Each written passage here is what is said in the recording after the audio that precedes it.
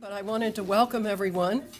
I'm Geneva Overholser. I'm the director of the USC Annenberg School of Journalism, and we have the pleasure and the honor of administering the remarkable Selden Ring Award for Investigative Reporting.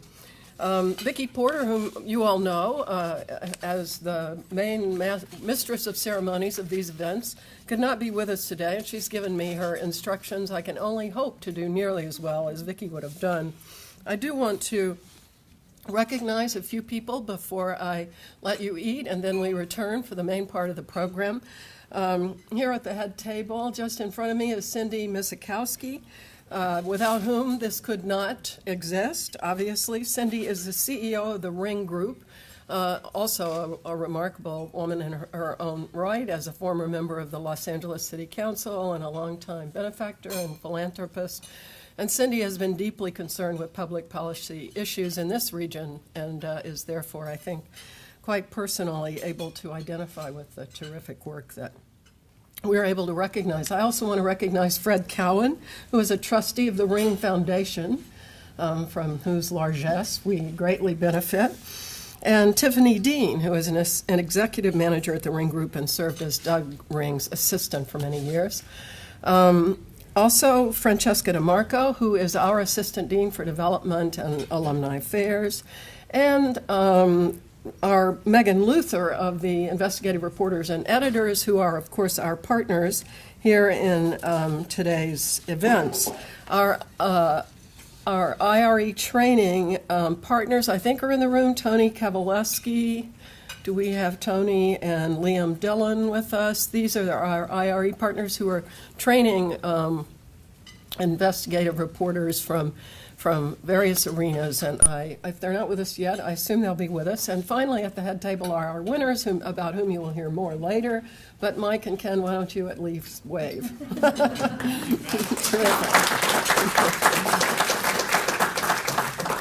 I am grateful to have all of you with us, and we very much look forward to coming back around after these introductions. I'm simply going to ask you to enjoy your lunch, and 20 minutes or so, I'll be back with you. Thank you. Hello again, everyone. Hello again. Hello again, lunchers and talkers. Sorry to interrupt good conversations. I'm, again, Geneva Overholser, the director of the USC Annenberg School of Journalism, and I want to call us back to order so we can launch on a delightful program. And I have quickly 3 more introductions before we launch. These are the people who, one, make this lunch possible.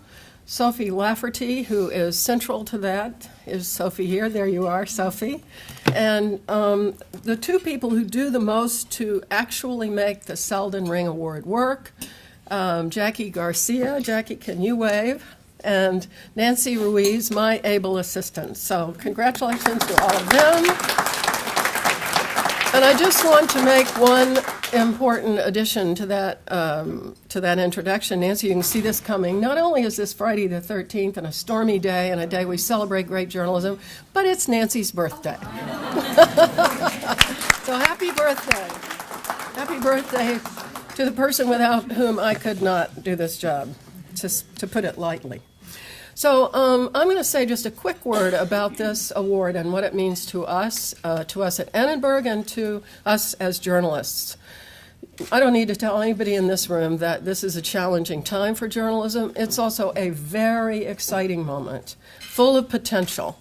And what it needs is both leadership in terms of recognizing that potential and helping it come true, which is part of what we hope we're doing here at the Journalism School at Annenberg, but also affirmation of the continued work that shows the value, the centrality of really extraordinary journalism. And there is no kind of work that shows that better than investigative journalism. We're finding all kinds of ways to see that we can help serve the public's appetite for information and work with the public in presenting information. And I think the potential there is enormous. But we surely have yet to find any vehicle that replaces the newspaper and broadcast outlet for doing hardcore investigative work. This is work that takes a long time. It takes an ability to withstand lawsuits. It takes an ability to get people to call you back. And it takes, so far at least, news organizations that are willing to expend the resources and hire the professional talent to make it happen. The Selden Ring Award, whose 20th anniversary we celebrated a couple of years ago, has been doing that now for more than 2 decades. I was a judge in the award in its early years, and the world was very excited to have the word go forth that the Ring family was establishing this generous prize to recognize investigative reporting. And it has been true ever since that it changes people's lives. It gives newsrooms hope. It recognizes work that deeply, deeply deserves recognition. So every year I have the enormous pleasure of calling a reporter or 2 or 3, and as soon as I say I'm Geneva Overholser from USC Annenberg and the administrator of the Selden Ring, people go, "Oh my God, oh my goodness." And it really is a kick. Some people just start shouting, "It's the Selden Ring Award," you know. And my husband laughs because I do this typically early in the morning, you know. My sidekicks here, of course, are eager to be sure we get the word out at the right time, and so I typically do it from home, and he's always there laughing at me when I'm going, "Oh, good, oh, wonderful," and then I can't get much else in. But the fact is, this is one of the most joyous things we do, to be able to recognize the kind of work we are recognizing today, which is another one of our great projects. This project, about which you'll be hearing a great deal more, is from Ken Armstrong and Michael Berens, and it has to do, as they call it, with methadone and the politics of pain. I think somebody's speaking to us. It was an earth-shaking sort of a piece of work. And it really was the kind of work that only a dedicated newspaper like the Seattle Times, which happens to be family-owned, and this is not a coincidence, I think, would do. These guys spent 9-10 months on this work. They did deep dives into public records. They did rich work with real warm-blooded human individuals, and they exposed a remarkably striking, really, fact about the use of methadone, privileged by government, really, because of its relative cheapness compared to other pain-killing drugs. And you're going to learn a hell of a lot more about methadone than you knew later on. But the series was extraordinary, and it was one of 3 remarkable finalists, and I'm delighted that it won and that we can give this award to these 2 deserving guys and to this newspaper, which really continues to do just remarkable work. Not a huge newspaper, but one of America's great investigative newspapers. So it's time for us to give the award, and to present the award, I'm going to ask Cindy Misakowski, without whom this award obviously could not exist, to come up here and say a word or 2, and then we'll go over and do the actual presentation. So, Cindy, thank you. Thank you, Geneva. It was inspiring to hear you as well, because every time I come, and I've been coming for just about the 22 years now that this award has been presented, started by my father-in-law and my husband. Back in the days, and I tell the story, my father-in-law in particular was very certain that he thought democracy in this country had been saved, essentially, by Bob Woodward and Carl Bernstein in the Watergate era, that but for investigative journalism, that literally led to the downfall of a president. A whole lot of other things might have happened and could have happened. And I'm not so sure they aren't still happening today. But in any case, the reason and the bulwark for our freedom has always been the freedom of the press. And there isn't enough being done to recognize that. So that's why my father-in-law in particular was interested in starting the award, and we had good friends, or he had good friends then, who were connected with the School of Journalism here at USC, and there it is.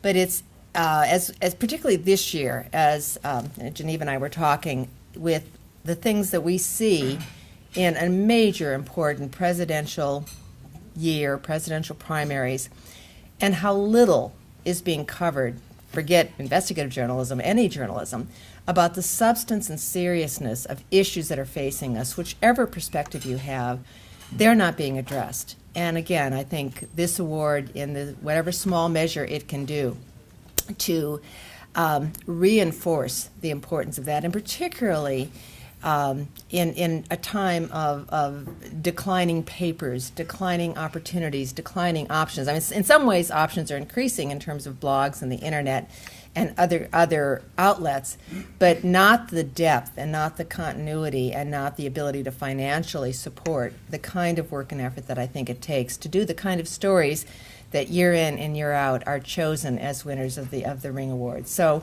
for this little bit of the marketplace of the importance of freedom, or whatever realm that this helps to support and helps to reinvigorate, and particularly seeing students and professionals in the field who are here today, part of this conference, part of this, is very rewarding to me.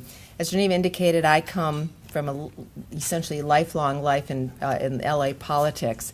And our only fear, from my perspective, from my husband's perspective, was we went through a couple of years where sometimes the LA Times and some of its stories were about the very people who were my colleagues in City Hall and the like, and we were always fearful because we have no involvement in who or how the winners are selected. And we did figure that one time we might be up here giving an award to the LA Times for reporting on one of my friends or colleagues, but luckily that didn't happen, but it could have, and if so, that was the way it would fall.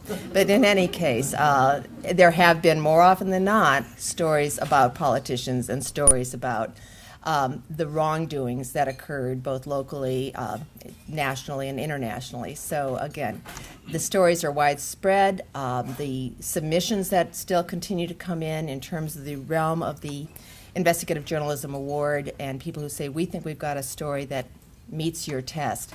That in itself, in addition to the winners and the ones who are selected, is always hugely rewarding. And so I am very proud to be here today. And let me just say, again, recognizing Fred Cowan, who has been a part of the Ring Foundation since its inception, that he too is the reason we are here today and able to make this award as a presentation. 6 feet tall, then. We have to do some investigation on that.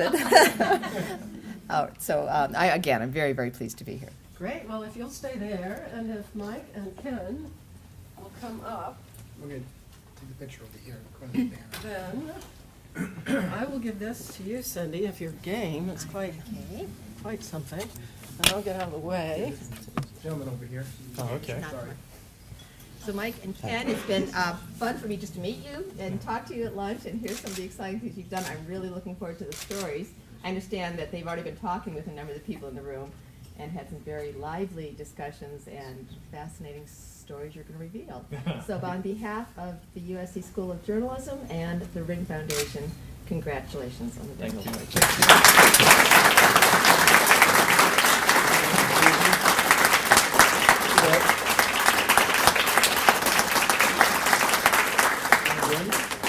I'll do it. Happily. Fred too. Fred? Oh, Yeah, great. much more. Can you do us all? Yes, I can one more. Anybody else? I'm going to go. Yes. Fred had a terrible thing happen to his home today, and But he still made it. yeah, he still made it. So we're thrilled. We got whipped. Right up here. Can you join me? Yeah, but happy to. Wonderful. Yeah. And I already know your name. I'm going to borrow this for a second. Wonderful. Here we go. There you go. Big smile, everybody. And again on 3. 1, 2, 3. One more. Good. Probably You like you know who you are?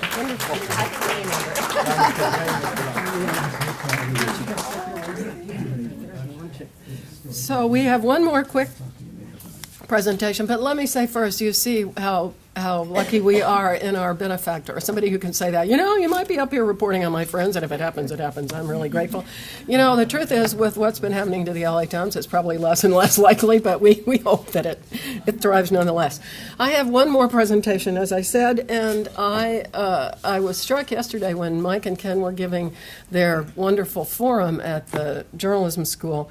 They said, well, this is kind of reporting that nobody's going to make any money off of. And I thought, oh, well, not quite, because I now have envelopes to present to you guys with my own congratulations, and it's really a pleasure to do it. Thank you so much. And now I give you the guys who made this happen today, this year's winners of the Selden Ring Award for Investigative Reporting. Thank you. I'm just going to make sure that this is powered on.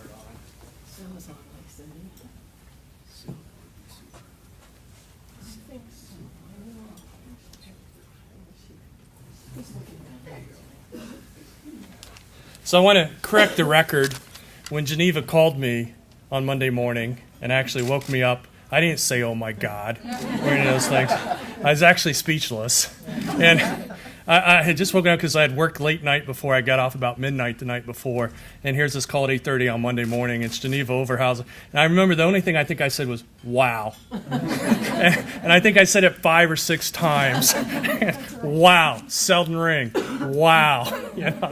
So those of you who've been in the business, you know that Selden Ring is the gold standard of investigative reporting. They only give out one award. It's so coveted. I can't tell you. I began in this business in 1983. It's taken me this long to get here. I fully hope that some of you out here will be here much quicker than it's taken me to get here. And Ken, it's just such a rare privilege to be the recipient of the Selden Ring, given, and I'm happy to say that investigative reporting is alive and well in America. There's so much good work out there. Take a look around, at your fellow IRE participants and at the university here, even on the college level. It's amazing what kind of journalism is being done. So when you read on the blogs that we're dead, it's not true, and I think Selden Ring's a testament to that.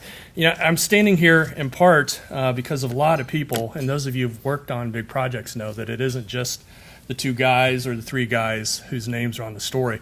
But as Geneva said, we work for a family-owned newspaper owned by the Blethen family, Frank Blethen, who gives us unlimited time and resources to do these kinds of stories.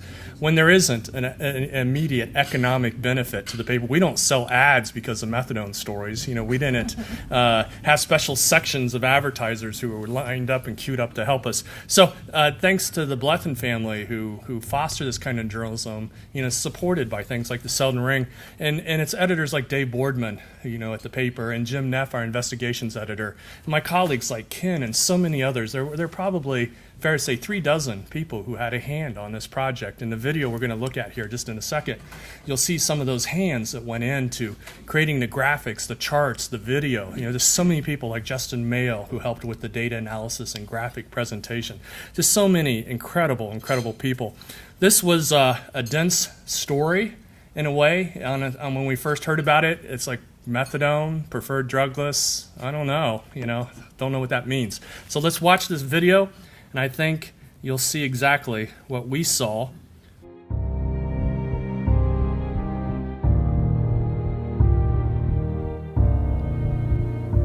Methadone is a cheap but unpredictable painkiller. In Washington, use of the drug has been on the rise. The biggest jump took place in 2004 after the state placed methadone on its list of approved drugs for Medicaid patients and injured workers. Though the state saves money, Washington's poor are paying a high price. Medicaid patients make up only 8% of the adult population, but account for 48% of methadone deaths.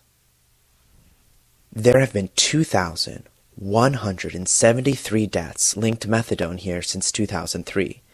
Mapping them shows that people in poor neighborhoods died at more than 3 times the rate of affluent areas.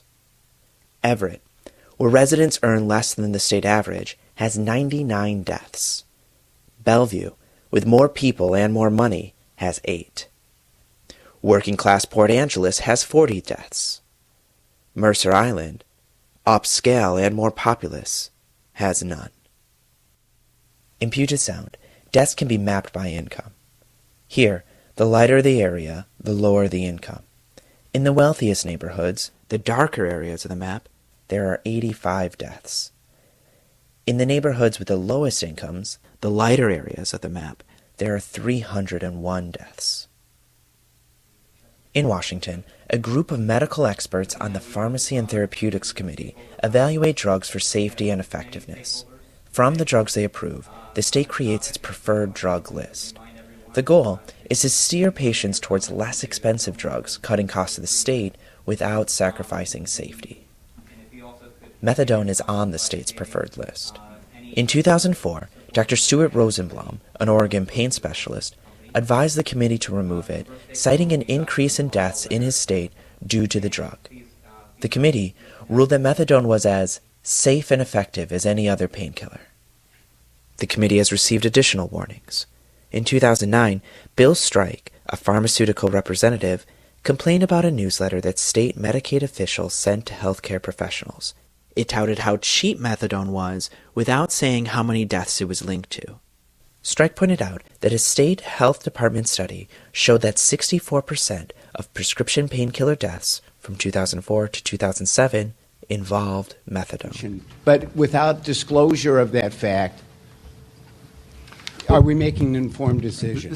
Dr. Jeff Thompson, Chief Medical Officer of the Washington Medicaid program, defended the drug. So I think we want to be very careful about, sort of picking on a drug. Because if we look at the dangers, it's not just methadone. Thompson persisted. But and I don't see... And if we look at that, it's not only due just to methadone. To which Strike replied, No, but 64% are. In Washington, more overdose deaths by far are linked to methadone than any other long-acting painkiller. Methadone remains on the preferred drug list. The P&T committee meets again in late December, at which time its members will evaluate, once again, the safety of methadone.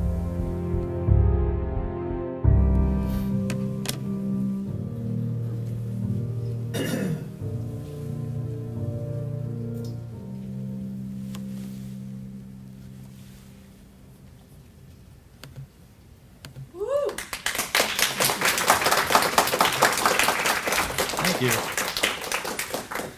This story began with an email, and it was a doctor who had emailed me from a source from a previous story who recommended me to him. And in this email was this dense jargon about something about a preferred drug list to methadone. And when I heard methadone, I thought heroin. Those are heroin addicts. I'm not doing a story about heroin addicts.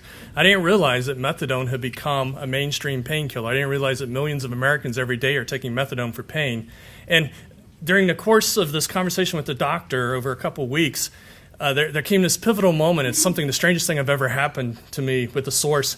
He had been following this for years, and he had finally found a reporter who was listening to him. And he goes, I'm done with this. I've had this burden for years. Now it's yours. Goodbye. and he literally said, now I don't have to worry about it anymore. And we didn't talk for like 2-3 weeks. And it's like I had been passed a curse or something, and now the shoulders of, the world's on my shoulders. I can't bear this. But it was just hilarious. I've just never had a source say, my duty's done. I've given it to a reporter. And so we did run with it. And one of the first things we did was look at death certificates. And those of you who were in the session this morning at IRE, that one of my big criteria for a story is quantification. Can we quantify the issue? There's the he said, she said stories, and then I like to do, now I'm going to tell you which one's lying. And that's what we had here. We had the state saying methadone was safe, as effective as any other drug on the market and any other painkiller. We had some people, very minority voices, saying, no, methadone's risky, it's dangerous. How do you go to the third tier of the story and show which one's telling the truth? And that was through the death certificates. We found 2,173 deaths. We were able to map each and every death in the sense of we knew who they were, how they died, what the circumstances of their deaths were. So by using those death certificates, we very quickly saw the disparity that you saw in the video, that people on low incomes who are on Medicaid don't get a choice as to which drugs they're prescribed if they have to follow the preferred drug list. So the state steers them to methadone because it's the cheapest. And that's why you see the majority of deaths with the lower income population, because people with money can buy whatever drug they want. People who don't have to go with what the state tells them. One of those deaths was a woman named Angeline Burrell. She was a 911 emergency dispatcher for the Sheriff's Department in King County. She had an operation which caused undiagnosed pain. She was in pain for a long time. They couldn't figure out what was wrong with her. She ended up losing her job because she became so disabled. And as time went on, they realized that there had been a surgical error and they had nipped a nerve in the wrong way, which was causing this pain. But it took them 2 years or so before they diagnosed this pain. And so she had gone into this cascade of depression and anxiety and drugs. Legitimate drugs, but the pain drugs, are very disabling. And eventually, she lost her insurance, and when she lost her insurance, she went onto the preferred state drug program, and she went off oxycodone, which she had been receiving, to methadone. 2 days after she was switched over to methadone, she died. And this is why they call it the silent death. That's the term that the medical community uses, because methadone will stop your breathing. You will just basically go to sleep and die. And that's how Angeline Burrell died, from a silent death. And I'll conclude that and we're racing forward through time, of course, but the satisfying thing about doing these kinds of stories and why we do them is to create change. And that was another thing on the checklist that we talked about this morning, the potential for reform. And the most gratifying thing for Ken and I is that immediately after the stories, the state, for the first time in its history, issued an emergency warning on methadone. And they acknowledged that it wasn't as safe and effective as every other drug. For the first time, and Ken and I faced immense pushback from the state. We were, told we were wrong. We're just not as smart as doctors. Leave science to the scientists, that sort of thing. And we kept pushing back, and we used the numbers and the data to tell that story. And then the second thing that happened is, while the drug is still on the preferred drug list officially, the state now says it's not the drug of first choice, and that they're steering people to morphine now instead of methadone as the first choice. So we actually got a letter from a man from the Boeing company who said he had read the series, and as he's reading it, he calls his wife, who is taking pain pills, and she's taking methadone, and he realized that she was in peril and at risk. And at the bottom of the letter, something I'll treasure the rest of my life, because you literally probably saved my wife's life. And that's why we do what we do. Thank you.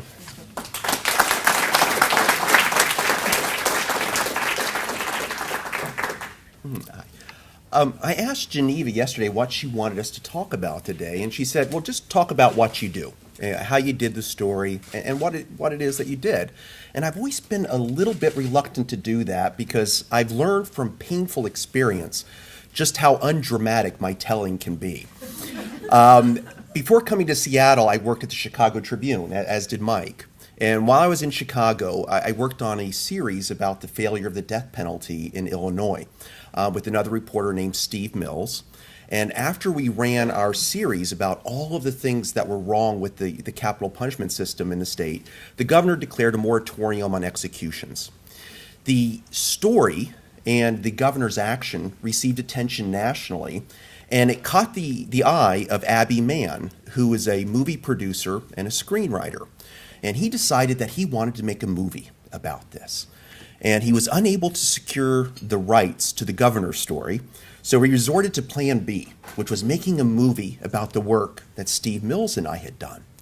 So he took us to a fancy hotel suite, he put a tape recorder down on the table, and he said, so tell me, how did you do it? And I told him, I said, well, we pulled all of these records, file after file, and we filled in all of these boxes on a hand-drawn spreadsheet that we had created, just box after box. And we tallied up all of our findings, number after number.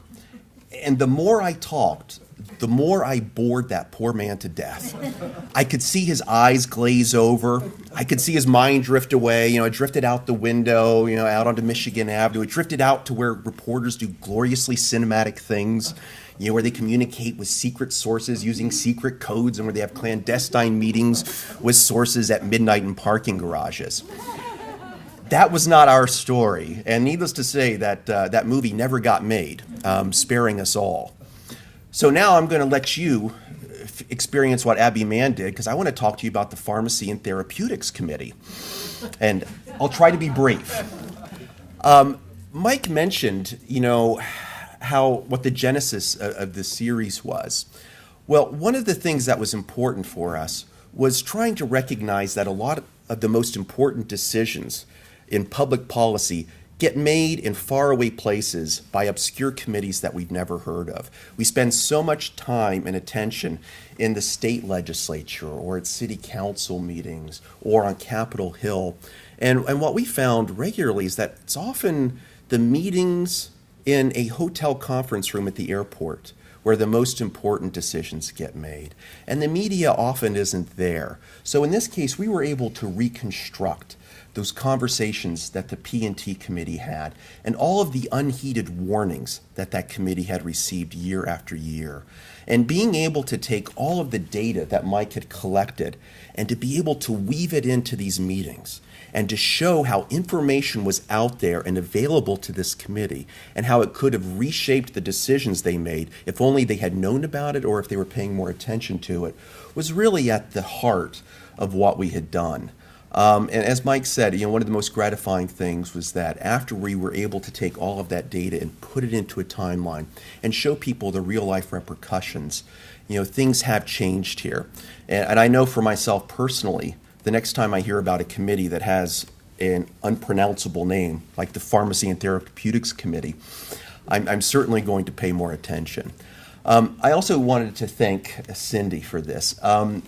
When the award was announced, Dave Boardman, our editor, actually brought the newsroom around and told everybody about it. I have never seen Dave so excited in my life. And Dave is really an icon in investigative journalism. And for him to have been moved in this way was really, to my mind, a telling moment in terms of how much significance he attributes to the Selden Ring Award and the position it has nationally in terms of investigative reporting. But anyway, thank you so much for coming this afternoon on Friday the 13th. Thank you. So we have wonderful students in the room. By the way, I wanted to recognize Allison Hill, my colleague, Assistant Dean of Admissions from Annenberg. You brought some prospective students, I think.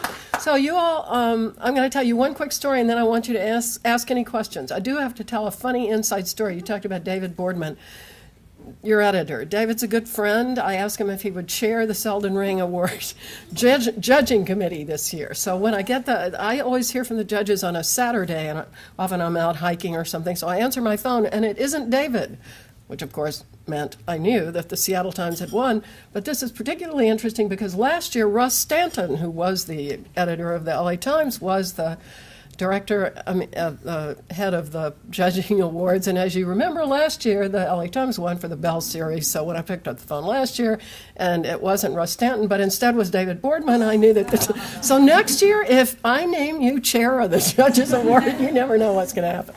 So you guys come on up and answer any questions that the group may have. Mike, I had a question.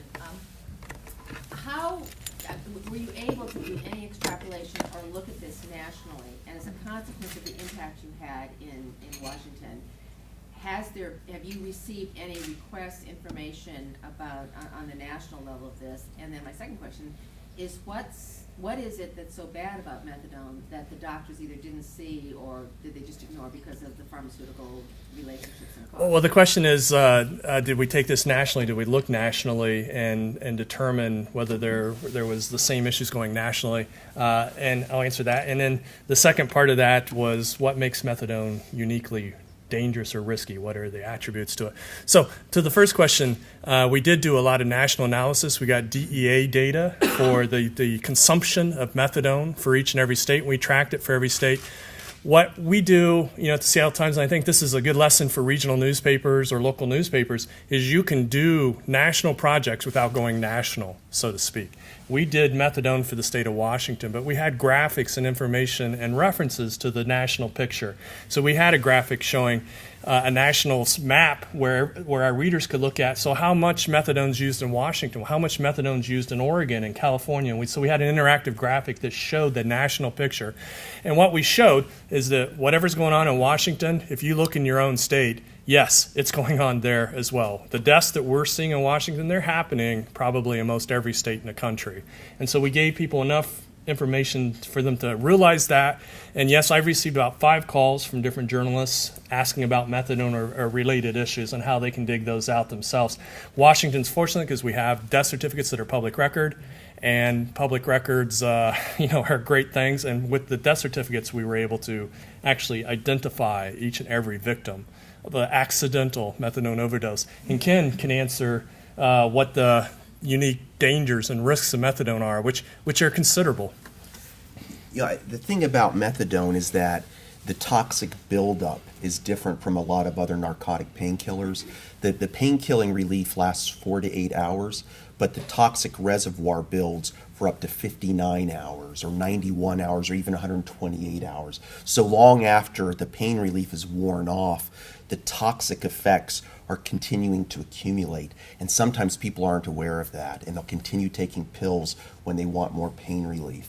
So it's a dangerous drug because of its long half-life. It also has a lot of interaction risks that some of the other painkillers don't have. If you're on anti-anxiety medications, it can be a particularly different drug.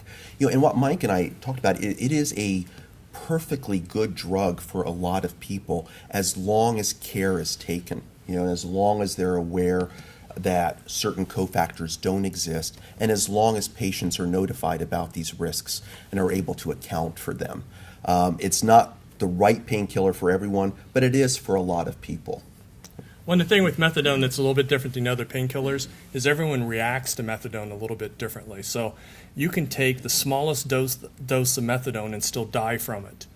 So it's not like people are misusing it or taking extra methadone accidentally. Just you react to it. Every person reacts differently. And so most people who die of methadone, like Angeline Burrell, they're going to die in their first 7 days of use because that's when their body starts reacting. So I may die from a very small dose, but you could take triple the dose and be perfectly fine. So we all react differently to that reservoir that builds in our bodies. And each body keeps a different quantity of reservoir. So it's very complicated and very tricky. How many of the deaths related to street sales of methadone is diverted to the street? This was a question we got asked, how many related to street sales? So of the 2,173 deaths, by looking at the death certificates, we could get a pretty good idea of who the abusers were among those. And I think, I'm going off the top of my head, it was somewhere about 15% of the people who died from accidental methadone overdoses also had other illegal substances in their body, like cocaine or marijuana or excessive alcohol, which would indicate that they're an abuser of some sort, certainly not taking it in a healthy fashion. Did you find that a lot of methadone is being diverted to the street sale? We did not get that kind of evidence. We don't know, what the diversion rate is. If how many people get methadone selling on the street. A third day of our series focused on a clinic that was giving out methadone wholesale, by the thousands of pills to people. And so clearly there was lots of diversion going there. So we covered the spectrum of people who are taking it legally as prescribed who die, and then, of course, the added menace of methadone flooding the streets from irresponsible practitioners, perhaps, who are just giving it out willy-nilly. I was just wondering how often you two collaborate, and at which point do you decide what your strengths are and what you want to tackle in stories like this? This was the second time that we had collaborated. We did a series a few years ago on MRSA. In Chicago, we never worked together. I was doing largely criminal justice issues, and Mike was doing healthcare reporting. The truth is, as newsrooms get smaller, you're more likely to collaborate. Our investigative team used to be considerably larger, but we're still fairly robust, particularly for the size of the newspaper. A lot of times it's best to collaborate when your strengths complement one another. I can't do what Mike does. I don't have those database skills, and I always think of myself as the idiot in the room because I'll look around and everybody else has database skills that I don't possess. The one skill I have is knowing what I can't do and finding someone who can. And some of the things that I try to specialize in is writing, presentation, things along those lines. I think you made a great point about the importance of committees that aren't closely watched, making these very important decisions. Did you have a chance to evaluate why they did what they did? For instance, were there economic conflicts of interest? Was there a lobbying component here? And if not, what was the motivation for their inaction? Definitely economic, in the sense that you have an independent committee of appointed physicians and pharmacists and other medical professionals who are supposed to help the state decide what drugs are safe and effective. And it's a two-tiered process. The committee decides which drugs are safe and effective. Then the state gets to choose which ones they're willing to pay for. And the state's allowed to look at cost as a factor. But they don't look at cost on the first phase, supposedly. But what Ken and I found is that the state dominates that volunteer group and heavily influences it, and that's what those transcripts showed. So the state desperately wanted to make methadone their preferred drug because it's infinitely cheaper than the next, expensive painkiller. So we saw a lot of this subtle steering or misdirection whenever something negative might come up. So, I think the short answer is it was definitely an economic issue. But was there some company whose interest it was to push methadone that was lobbying state government? No, the pharmaceutical companies were not involved because methadone's so cheap. There's not enough money to warrant that kind of thing. It was strictly the state trying to save money on how much they had to pay to provide care for the poor. Yes? So the state issued a warning. Did they change the prescribing practices, or was it taken off the preferred list, or are there like contraindications now on methadone? Or I mean, I'm just sort of wondering, like in terms of the following up with what you reported, what you guys have found. There's a state law that was passed not because of the series, but at the same time as the series, and it has a lot of safeguards built into it that helps doctors and requires doctors to better educate their patients. So the warning was kind of a wake-up call to not only doctors but pharmacists as well, that you can't just give this stuff out blindly. You really have to sit down with people and talk to them about it. And so there are a bunch of legislative safeguards that do require doctors to educate and do follow-ups, and if they don't, there can be sanctions against them. Yeah, one of the key differences is they sent that warning to about 1,000 pharmacists and to about 17,000 medical providers, but they're also using continuing medical education courses to tell practitioners, don't treat methadone as your first choice. Treat it now as your last resort, which is dramatically different from what they used to say. It used to be flipped on its head. It was the other way around. So it's still on the preferred list? It is. To get a drug on and off the preferred list can take up to 2 to 3 years. So, we'll keep an eye on it, but it's officially still on the list. And it probably will remain. And what we found across the country, and you'd see this in our reporting, a lot of states have methadone on the preferred drug list, but they also have a whole bunch of other drugs available as well. Washington only has 2, and of the 2, the state was steering most everyone to methadone if they could get by with it. So, states that have more choices have less problems. Last question. Did you guys find that there was an education issue in terms of people being informed of what other options they have? Absolutely. Angeline Burrell, who died from the family's recollection, no one ever sat down and told her, hey, here's the unique risk of methadone. Angeline Burrell was taking antidepressants, and she was taking a drug to help her sleep. And if you have a sleep problem, you're not supposed to be taking methadone. So no one explained to her the mixing of these drugs was, makes a lethal cocktail. And that's what we hope has changed at this point. What about the committee itself? I mean, were they in the dark about the safety issues, or did they know and they were pushing it for economic reasons? That's a good question. I think a little both, maybe. Yeah, they often ask the right question. They just didn't get the right answer. In fact, we wrote in this one day, there was one Dr. Carol Cordy who 2 different years asked the exact question that needed to be asked, which was, since we put methadone on the preferred drug list, are we seeing a spike in deaths related to methadone? That's just what you wanted to know. And in both cases, she was told either, no, we're not seeing that, or that's really something that we can't tell from the data. When you look at death certificates, all these causes are mixed up, and it's really hard, in the words of somebody from Labor and Industries, to divvy out the particular. It wasn't true. Mike was able to do it, yeah. Right? And those same tools that Mike used were available to them then. So I think there was a certain amount of misdirection. I think there was a certain amount of misinformation. And my guess is that they probably wish they had been given the right information at that time, because they might have gone in a different direction. Well, that's the beauty of these stories, is we're using the state's own information to tell the state what they're doing. And so, how do they criticize the death certificates when these are state documents? How do they criticize the transcripts of their own meetings? So that's it just creates a power, in the reporting when it's their own words.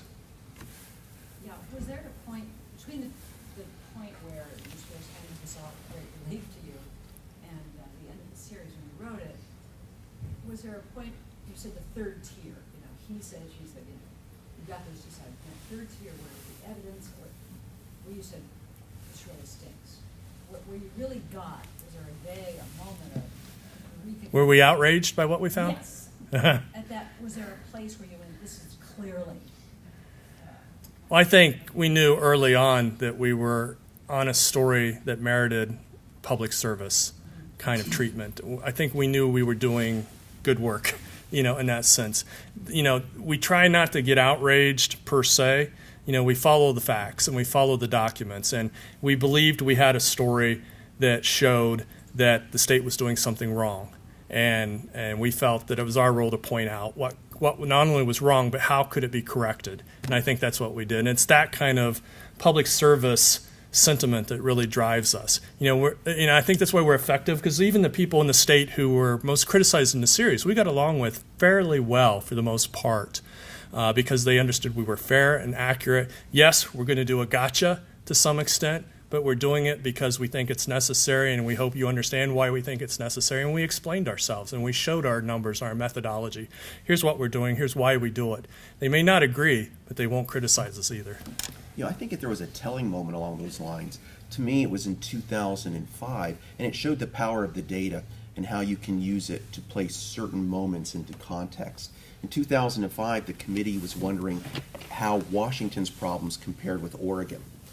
Oregon had a severe problem with methadone and had acknowledged as much. And in Washington, they were saying, well, how do we compare? And what the committee decided was that Washington didn't have a problem, that this seemed to be something that was isolated to our neighbors to the south. Well, when actually you look at the numbers, Washington had nearly 3 times as many deaths as Oregon the year before. The month before that meeting, Washington had 28 deaths from methadone overdoses. The day after that meeting, there was another methadone overdose. So I think being able to take that data and to weave it into a timeline and show what the consequences are for this kind of institutional blindness was very powerful. To me, they had information available to them early on that they could have availed themselves of and gone in a different path. And I wish they had. Please join me in thanking these 2 great reporters.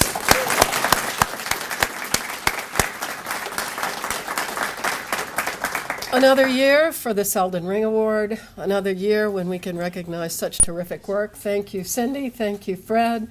Thank you all for being with us, and I'll see you next year. Thanks.